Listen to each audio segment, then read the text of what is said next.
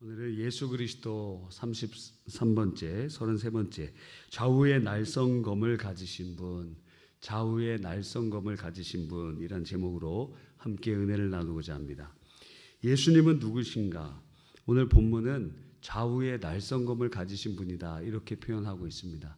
이것은 지금 요한계시록에 나타나 있는 예수님의 모습은 대부분 지금 승천하셔서 영광을 받으시는 영광스러운 모습으로 지금 나타나고 있습니다. 그래서 좌우의 날성검을 가지신 모습은 도대체 무엇인가? 두 가지 의미를 가지고 있어요. 하나는 숨겨져 있는 것을 드러내시는 분, 그 좌우의 날성검으로 숨겨져 있는 것을 드러내시는 분. 또 하나는 죄악을 심판하시는 분. 그래서 그 입술의 검으로 계시록에 보면 하나님께서 그리스도께서 심판하시는 모습들이 쭉 나타나 있는 것입니다. 지금 이 버가모 지역은 현재 그 소아시아 지역 터키 지방으로 에게로부터 24km 떨어져 있고 서모나에서는 북쪽으로 80km 정도 있는 헬라풍의 도시라 그래요. 그런데 이 버가모는 약 한 390m 정도 높이의 산 위에 있는 천연의 요새이기도 하였습니다. 이 무시아라는 지방에 속해 있는 성읍인데 굉장히 중요한 성읍으로 이 아시아의 수도로서 최대로 로마 제국에서 번영하였습니다. 여기에서 굉장히 주목받을 수 있는 두 가지는, 하나는 이곳에 우상 숭배가 굉장히 많았다는 것이에요. 제우스 신전도 있었고, 그리고 또 기타 여러 많은 신들의 그러한 신전들이 많이 있었습니다. 또 여기는 종합 의료 시설들이 많이 발전돼 있어서 그 병을 고치는 신 그런 것도 섬기고 많은 신들을 섬겼다 그래요. 그래서 아테네 신전도 있고 제우스 신전도 있고 디오니소스 신전도 있고 그러한 여러 신전들이 있었습니다. 동시에 이 버가모 지역은 로마의 황제 아우구스도를 위한 최초의 성전을 지었던 그러한 도시였어요. 그러니까 황제 숭배, 그 이전에는 황제 숭배가 거의 많지 않았는데 이제 로마가 확장되면서 동방 지역에서는 보통 이 왕들을 신적인 존재로 혹은 신의 아들로 이렇게 생각하는 경우들이 많이 있었거든요. 그게 로마의 문화에 침투하면서 로마의 황제가 곧 신적인 존재로 추앙받기 시작합니다. 그 첫 번째 성전이 있었던 것이 바로 버가모라고 하는 것이에요. 그러니까 이 버가모는 마치 사탄의 권자가 있는, 오늘 읽진 않았지만 13절에 보면 네가 어디에 산지 내가 아노라, 거기는 사탄의 권자가 있는 데라. 그러니까 우상 숭배가 가득하고 황제 숭배가 가득하여 그곳에 하나님을 대적하는 그런 문화들로 가득 넘쳤던 곳이 어디냐? 버가모였다는 거예요. 버가모. 그래서 이제 초대 교인 중에 황제를 숭배하지 않았기 때문에 죽은 사람들이 굉장히 많아요. 왜? 황제 숭배가 그냥 존경의 차원이 아니라 신적인 존재로 추앙받았기 때문에 그래요.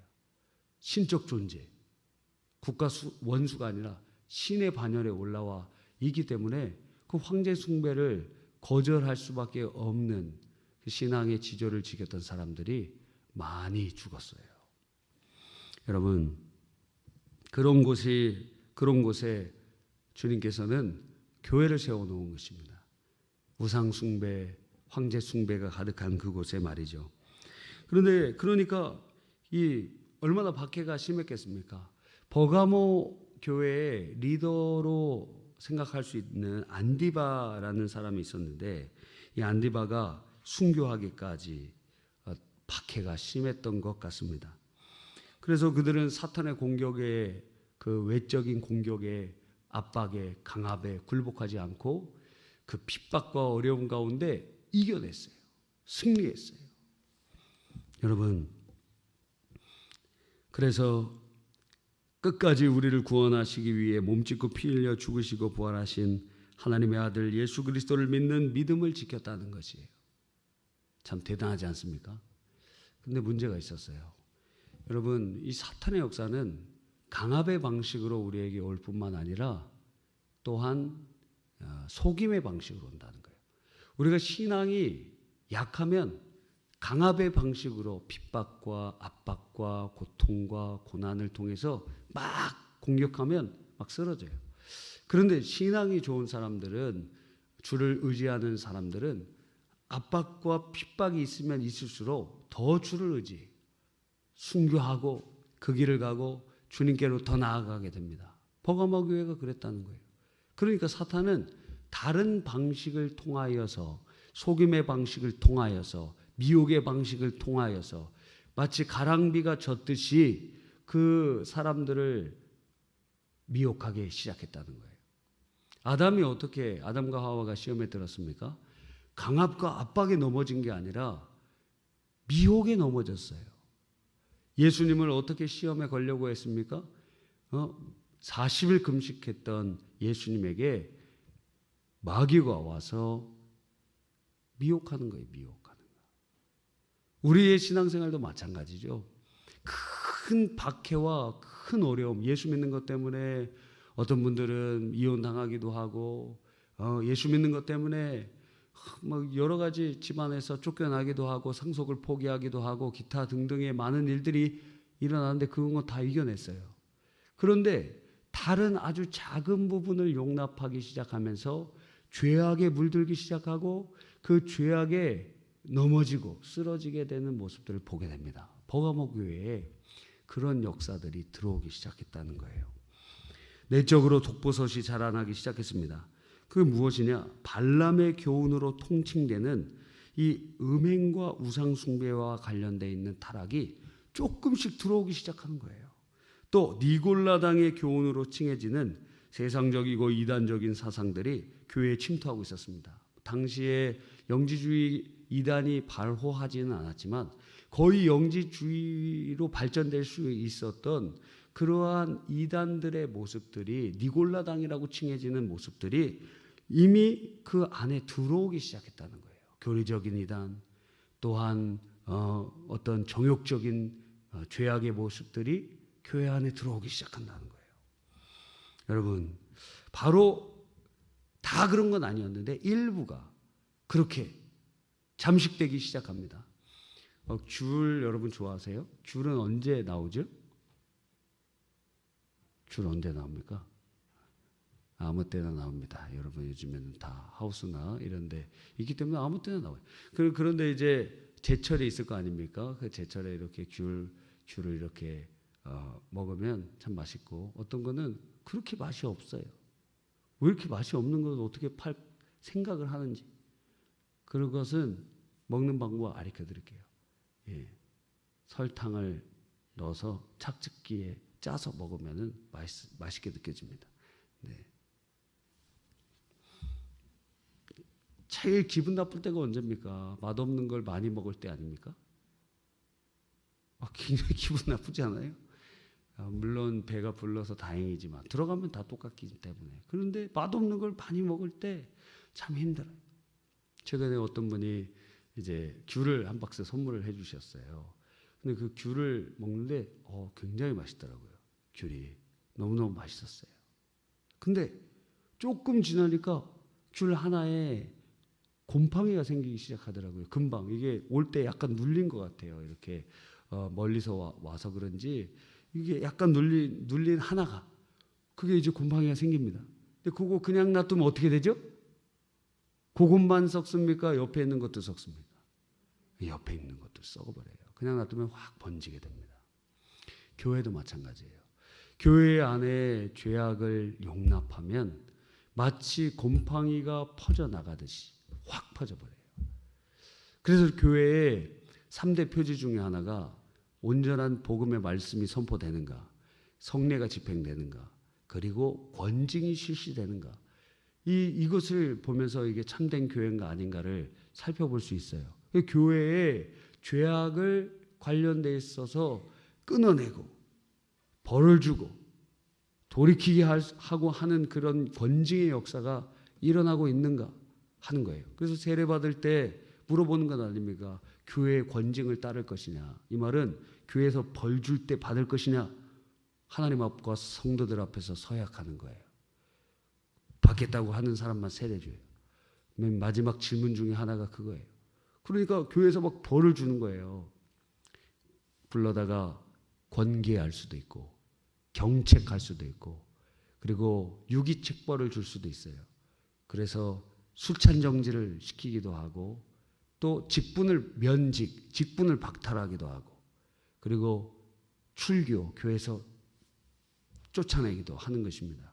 그런데 그것은 그 사람을 죽이려고 하는 것이 아니라 그에게 징벌을 주므로 회개하여 돌이키려고 하는 것이에요.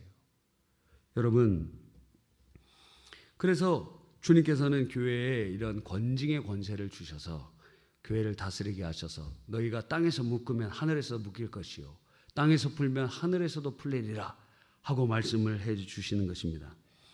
주님께서는 오늘 좌우의 날선 검보다 예리한 그러한 검을 가지신 분으로 나타나면서 우리 안에 버가모 교회는 외적으로는 흠잡을 만한 게 없고 정말 순교자들이 많이 있고 그런 교회처럼 보였다는 거예요. 그런데 주님의 그 날선 검으로 쫙 갈라보니까 그 안에 몇몇의 곰팡이와 썩어가는 독버섯들이 자라나고 있었다는 거예요. 그걸 드러내셨다는 거예요. 예수님은 어떤 분이시냐? 우리의 심령 골수까지 그 좌우의 날선검으로 잘라서 드러내시고 그리고 나타내시는 분이심을, 본질을 드러내시는 분임을 우리는 알 수 있는 것입니다. 히브리서 4장 12절에 하나님의 말씀은 살아있고 활력이 있어 좌우의 날선 어떤 검보다 예리하며 혼과 영과 및 관절과 골수를 찔러 쪼개기까지 하며 또 마음과 생각과 뜻을 판단하나니.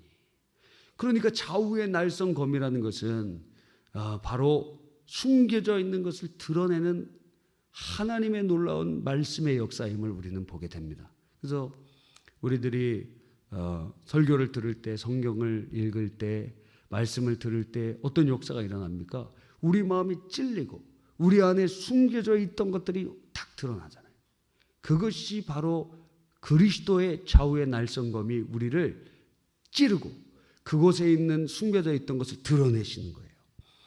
여러분, 버가모 성도들이 모두 변질되어 있던 것은 아니었어요. 그러나 그 일부가 썩어가고 있기 때문에 그것을 어떻게 해결하지 않으면 쫙 퍼져나가게 될 것입니다. 주님께서는 그것을 드러내시고 분리하기 시작한다는 것입니다. 교회 안에는 참신자와 가신자가 같이 있고 언제까지? 예수님 재림하실 때까지 항상 같이 있을 거라고 말씀하고 계세요. 잘할 때는 같은 것처럼 보이지만 추수 때가 되면 가라지인지 알곡인지 확실히 알게 되고 알곡은 곡간에 들이고 이 죽정이는 꺼지지 않는 불에 태우실 것임을 말씀하고 있는 것입니다. 마태복음 13장 30절에 둘 다 추수할 때까지 함께 자라두게 하라. 추수 때에 내가 추수꾼들에게 말하기를 가라지는 먼저 거두어 불사르게 단으로 붓고 곡식은 모아 내 곡간에 넣으리라 말씀하셨어요. 여러분, 아무리 교회 안에 신실한 것처럼 보여도 그 안에 부패가 일어날 수 있어요. 우리가 몇 년 전에 정교인 수련회로 증도에 갔죠. 증도에 갔다가 오면서 그 염산교회인가요? 거기 이제 정확한 이름 모르겠습니다. 하여튼 그 교회예요. 거기는 6.25 때 그 많은 순교자들이 배출된 교회예요. 그래서 국가 사적지로도 최근에 지정된 교회로 알고 있습니다. 여러분들 기억나시죠? 사람들 어떻게 죽였냐면 거긴 바닷가 깊지도 않은데 사람을 이렇게 세워놓으면 물에 다 안 잠겨요. 그러니까 어떻게 해야 하냐? 눕혀놨어요. 눕혀놓고 여기 위에다가 바위를 하나씩 이렇게 새끼줄에다가 이렇게 묶어갖고 바위를 하나씩 다 애기부터 노인들까지 전향하지 않는 자들, 예수 믿고 공산주의를 전향하지 않는 사람들 거기다 매놓고 물이 빠졌다가 들어올 때 다 거기에 수장시켜 수십 명이 죽었어요. 굉장히 어린이부터 노인들까지 많은 분들이 죽었어요. 자, 순교자가 있는 교회, 버가모 교회 같은 교회죠. 근데 최근에 그 교회 안에서 다툼과 싸움이 일어나갖고 막 총회에 문제가 되고 그런 일이 일어나는 거예요. 그 교회를 비난하려고 하는 게 아닙니다. 그 교회에 어떤 귤이 썩어가듯이 어떤 독버섯이 자라나듯이 그런 부분이 들어올 수 있다는 거예요. 사탄이 역사하기 때문에. 어떤 교회나 마찬가지예요. 어느 교회나 그런 부분들이 발생할 수 있다는 거예요. 그러니까 좌우의 날선검을 가지신 그리스도께서 그 신령과 골수를 쪼개며 그것을 드러내게 하셔야만 이것을 고쳐낼 수 있다는 거예요. 우리는 우리 스스로에게 뭔가 우리 스스로를 잘못 판단할 수 있지만 주님의 말씀이 우리를 판단하고 우리의 본질을 드러내며 우리가 잘못된 길에 가는 것을 돌이키고 회개케 하시는 하나님의 역사가 일어나게 되는 줄 믿는 것입니다. 두 번째로 이 좌우의 날선검을 가지신 예수님께서는 이렇게 드러내게 해주실 뿐만 아니라 드러낸 죄에 대하여 심판하시는 주님이세요. 그 칼은 숨겨져 있는 것을 드러내는 칼일 뿐만 아니라 드러난 죄를 찔러 소멸시키는 심판의 검이 되기 때문에 그런 것입니다. 주님께서는 이렇게 말씀하세요. 좌우의 날선검으로 그들과 싸우리라. 즉 거룩하신 예수님께서 이 좌우의 날선검으로 죄악을 멸하시고 그분의 거룩성을 나타내실 것이다. 교회는 주님의 것이니 주님께서 심판하시고 주님의 역사가 일어나게 될 것입니다. 여러분 정말 하나님 살아계셔서 하나님의 심판이 임하게 됩니다. 이거 무섭지 않습니까? 주님 앞에 많이 맞아본 사람들은 주님 앞에 잘 까불 수가 없어요. 그런데 주님 앞에 징계를 많이 맞아보지 않는 자들은 하나님 앞에 마치 이 버릇없는 자녀들과 같이 자기 고집과 자기 뜻대로 하는 사람들이 있어요. 그러면 좀 약간 불쌍한 생각이 들어요. 왜? 하나님께서 징계하실 때가 반드시 오기 때문에 그래요. 그런데 그 정도가 아니라 까부는 정도가 아니라 도전하고 반역하고 주의 몸된 교회를 분열하고 여러분 그는 주님을 다시 십자가에 못 박는 죄와 방불한 죄예요. 교회를 분열시키고 싸우고 그리고 교회 안에 분쟁을 일으키는 것은 우리가 죽을 때까지 해서는 안 되는 거예요. 죽을 때까지 절대 그런 일을 해서는 안 돼요. 그런데 까딱 잘못하다가는 우리가 그런 일에 동참할 수가 있어요. 침묵의 동조자가 되거나 아니면 적극적인 거역자가 될 수 있어요. 정의라는 이름으로. 우리가 그렇게 될 수가 있어요. 그러니까 정신 바짝 차려야 돼요. 우리는 지금 어디에 소속되어 있느냐? 어떤 일반 조직에 속해 있는 것이 아니라 그리스도의 몸인 교회에 속해 있는 거예요.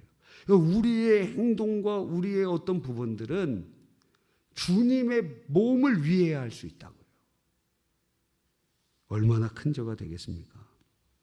그래서 주님께서는 이 주님의 몸된 교회를 더럽히고 분열시키고 싸우게 하고 부패시키는 그것을 주님께서 회개의 기회를 충분히 주시지만 그러나 영원히 주시는 게 아니에요.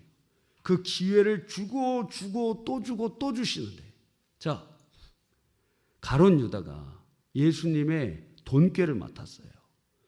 몇 년 동안 회개 기회를 주셨느냐? 3년 동안 주셨어요. 3년 동안 주님 다 알고 계셨어요. 돈 훔쳐갔다니까요. 헌금 막 훔쳐갔다니까요. 여러분이 알고 있다면 어떻게 하겠습니까? 예수님 3년 기회를 주셨어요. 3년 기회 주신 다음에 어떻게 됐죠? 가룟 유다의 비참한 결국에는 예수님까지도 팔아먹고 주님께서는 결국 하나님의 심판이 그에게 임하니 얼마나 비참한 최후에 있는 것을 우리는 보게 됩니다. 히브리서 10장 31절에 살아계신 하나님의 손에 빠져들어가는 것이 무서울진저 주님이 좌우의 날선검을 들고 계신다고요. 이걸로 심판하실 것이라고요. 결국에는 주님의 그 검이 딱 임하게 되면 누구도 피할 수 없어요. 아무도 피할 수 없어요. 누구도 피할 수가 없어요.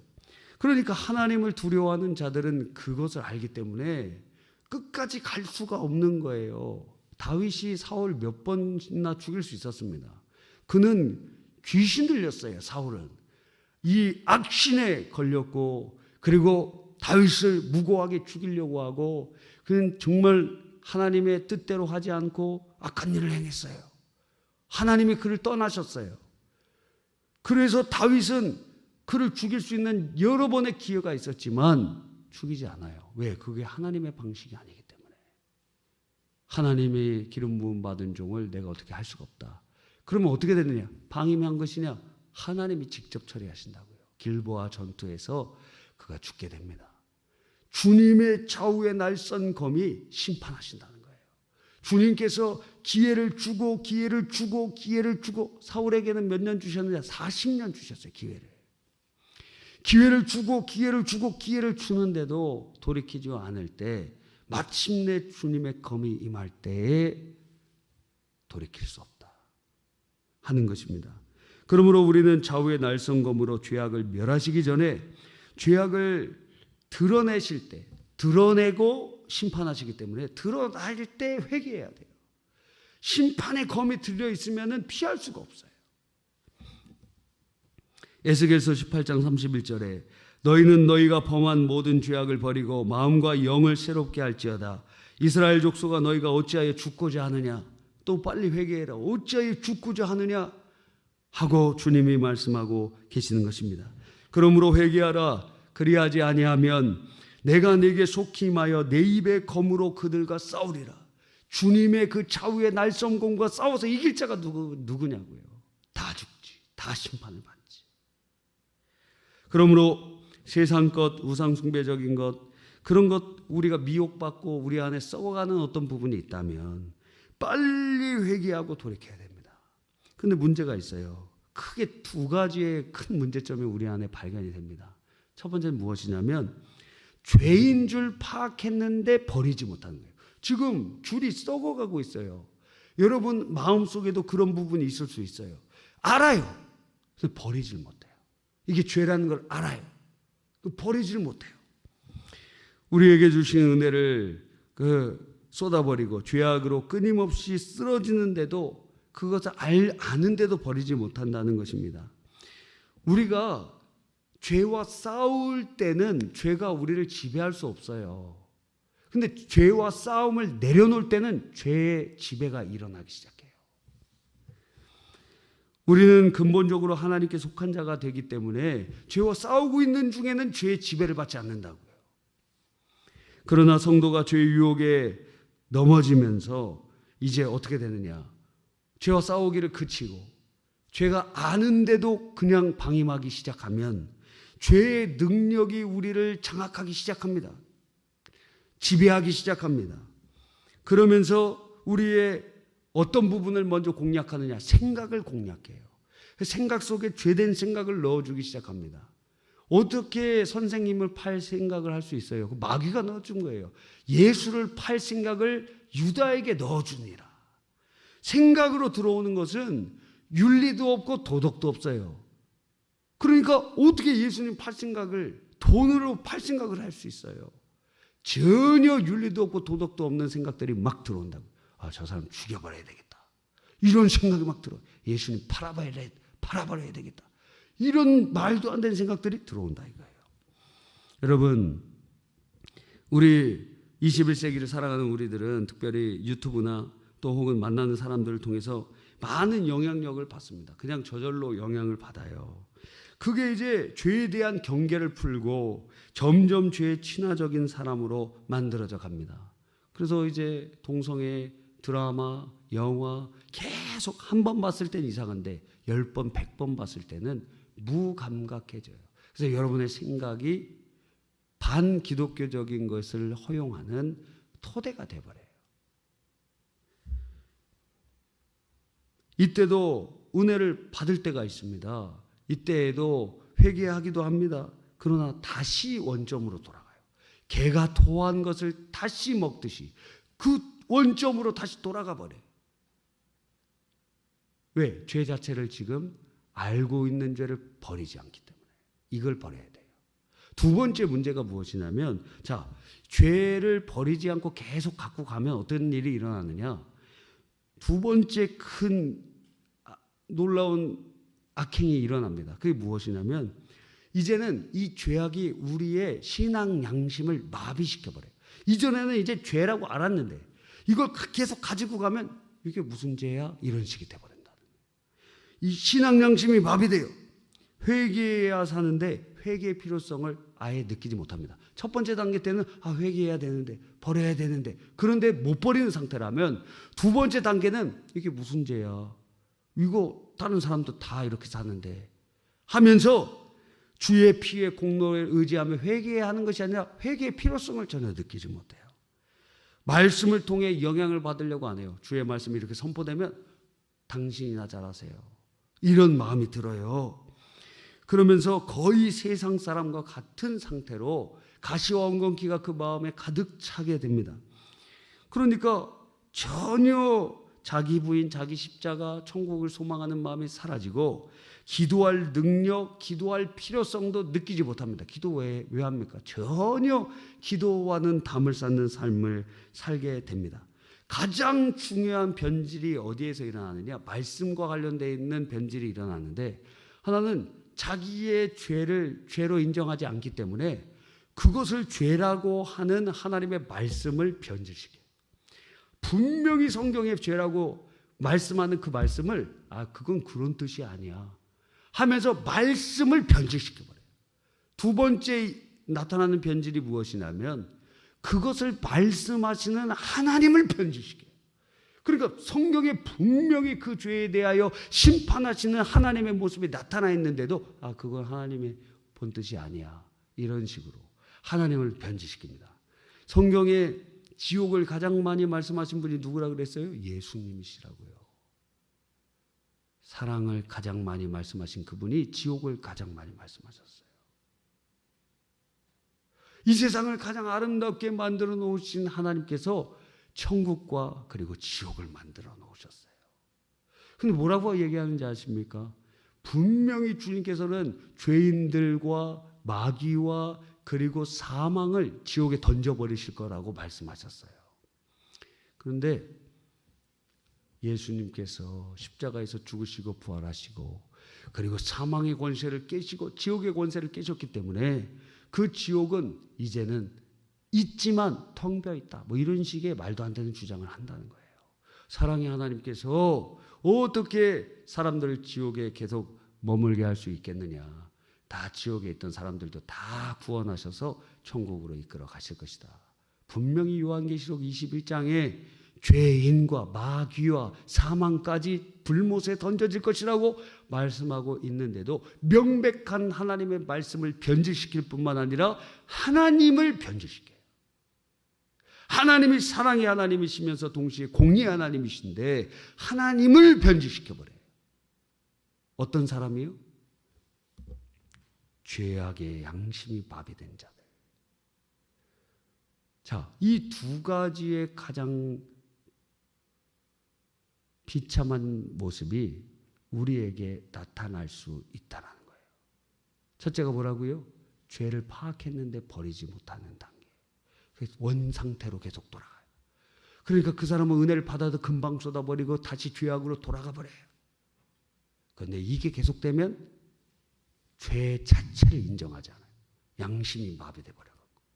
그러니까 죄를 지적하는 성경을 변질시키고 그 하나님의 속성, 하나님 자체를 그냥 바꿔버려요. 그러니까 초대교회 이단들은 구약에서 그렇게 무섭게 심판하시는 주님은 어떻게 하는지 아십니까? 구약 성경 잘라버렸어요. 그래서 구약 성경 이거는 우리가 믿는 하나님 아니다. 구약 성경 잘라버리고 또 신약 성경 중에서도 다 안 받아들여. 다 잘라버리고 남는 게 뭐냐? 사랑하는 거예요. 서로 사랑하라. 그래서 다 성경을 다 잘라버리고 그것만 가지고 아프리카로 들어간 사람이 바로 누굽니까? 슈바이처예요. 슈바이처. 여러분, 우리는 지금 어떤 모습을 가지고 있습니까? 그래서 우리가 우리 자신을 바라봐야 돼요. 좌우의 날선검을 들으신 주님께서 우리의 숨겨져 있는 본질과 우리의 내면을 쪼개고 드러내실 때 빨리 그때 돌이켜야 돼요. 빨리 주님께로 나와야 돼요. 안 그러면 썩어가듯이 확 번져가기 시작합니다. 나만 썩느냐? 나와 만나는 사람들이 전염되기 시작하고 병들기 시작하고 망하기 시작하는 거예요. 그러면 드러내시는 그 칼이 이제는 심판의 칼이 돼요. 기회가 무진장 있는 것이 아니라 주님이 주실 회개의 기회를 붙잡고 빨리 돌이켜야 됩니다. 혹시라도 이 자리에 그런 대상자가 되고 있거든 빨리 돌이켜야 됩니다. 다시 기회가 주어지지 않을 수 있어요. 여러분 꼭 기억하십시오. 내일이라는 시간이 매일 있는 게 아니에요. 우리에게 내일이라는 순간이 매일 주어지는 게 아니에요. 어느 순간에 멈출 날이 옵니다. 여러분의 내일을 확신하고 있습니까? 우리에게 회개할 기회는 오늘밖에 없어요. 오늘 회개해야 되고 오늘 돌이켜야 되고 오늘 주님을 의지해야 되는 것입니다. 그러므로 우리는 이렇게 기도해야 됩니다. 주님, 당신의 빛으로 우리 안에 있는 세상의 영향을 받아 물들어버리고 썩어져 버린 죄악을 드러내 주십시오. 육신의 정욕, 안목의 정욕, 이생의 자랑에 빠져있는 나를 직시하게 해 주십시오. 당신의 좌우의 날선검으로 내 안에 있는 더러운 것들을 다 드러내게 해 주십시오. 내 생각 속에 내 마음 속에 세상이 아니라 주님으로 가득하게 해 주시고 죄악에 타협하고 용납하는 모습이 아니라 작은 죄 하나까지도 짓지 않도록 성령님을 의지하고 회개하고 돌이키게 하여 주시옵소서. 우리는 그렇게 기도해야 되는 것입니다. 이 시간 기도할 때 주님 좌우의 날성검을 가지신 주여 우리 속에 있는 우리 지금 껍데기는 경건한 것 같은데 하나님 우리 안에 있는 본질을 드러내 주십시오. 그리고 그 죄를 파악하고 다 회개하고 돌이키게 하여 주시옵소서. 양심이 마비되기 전에 더 이상 돌이킬 수 없는 지경에 처하기 전에 하나님 우리가 회개하고 주께로 돌아가길 원하오니 주님 은혜를 내려 주시옵소서. 우리 주여 한번 외치고 기도하시다가 자유롭게 돌아가시기 바랍니다. 주여.